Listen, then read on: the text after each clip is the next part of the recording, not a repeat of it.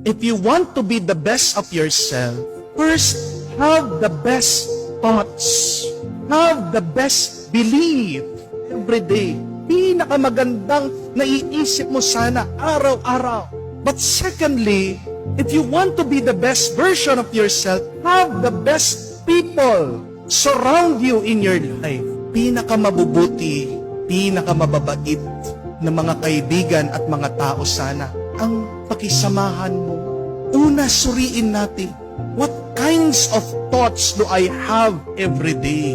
Ano yung mga tumatakbo sa iyong isipan araw-araw? Mabuti ba yan o masama?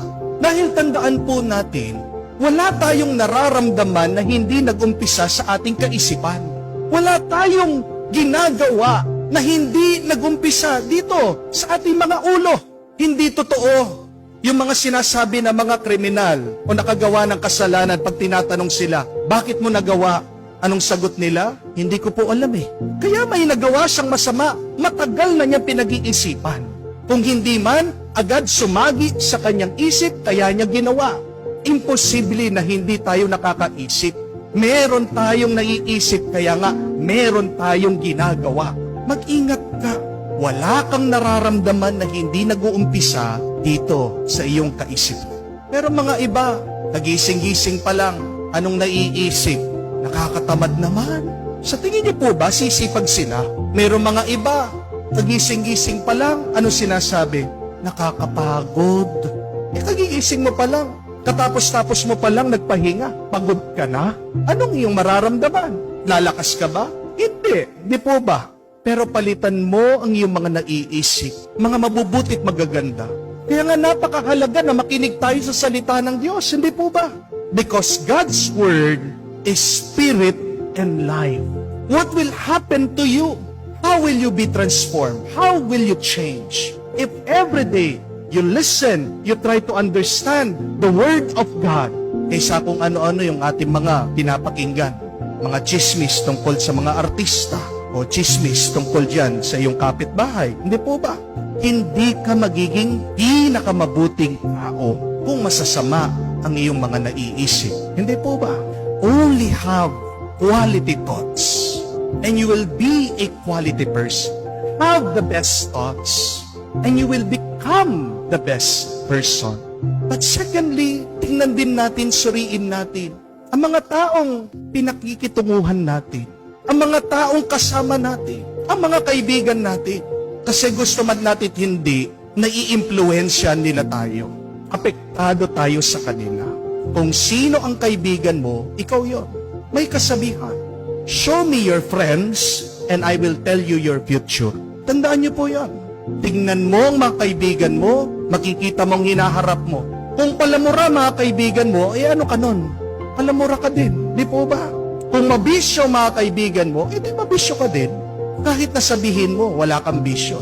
Silang palagi mong kasama, hindi po ba? Gusto mo mat hindi, pag chismosa mga kasama mo, nagiging chismosa ka din. Hindi nyo po ba napansin? Kahit na hindi ka gutom, pero pag pumasok ka sa restaurant, makikita mong isang tao, ang sarap-sarap kumain, pati ikaw natatakam ka rin.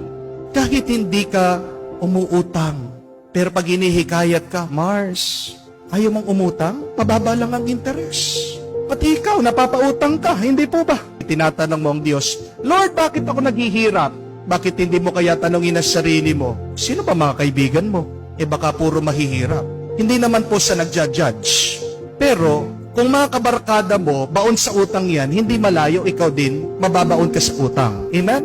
Kung gusto mo maging mayaman, kung gusto mong umangat ang iyong kabuhayan, sino dapat kaibigan mo? Hindi, dapat mayaman din. Maghanap ka ng mabuting kaibigan. Maghanap ka ng isang mayaman na kaibigan. Father, ang sama naman po nun. Gagamitin po ba natin ang mga mayayaman? Hindi po. Kung may mayaman kang kaibigan, pag-aralan mo kung anong ginagawa niya. Ano siya dumiskarte? Ano bang trabaho niya? Ano bang ginagawa niya? Matututo ka sa kanya. Baka naman kaya hindi ka nagiging pinakamabuti kung sino ka dapat. Ang nagiging balakid sa iyong buhay, ang iyong mga kaibigan. Only have the best people in your life. And when you have the best people, you will also be best version of yourself. Lahat ng pinakamabuti binigay ng Diyos sa atin. Oras, buhay, kalayaan. Ang buhay na ito ay parang isang tahanan. Hindi mo naman hiningi, binigay sa'yo, libre. Hindi po ba?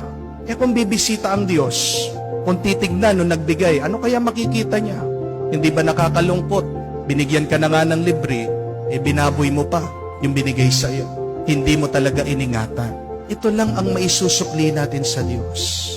Isang malinis, matuwid, at pinaka mabuting buhay. Umpisan natin sa mabubuting pag-iisip. Umpisan natin hanapin, isamahan mga mabubuting tao. Kamuka na narinig natin sa Ebanghelyo. Nilalapitan si San Juan Bautista, isang banal na tao. Bakit? Gustong maging banal.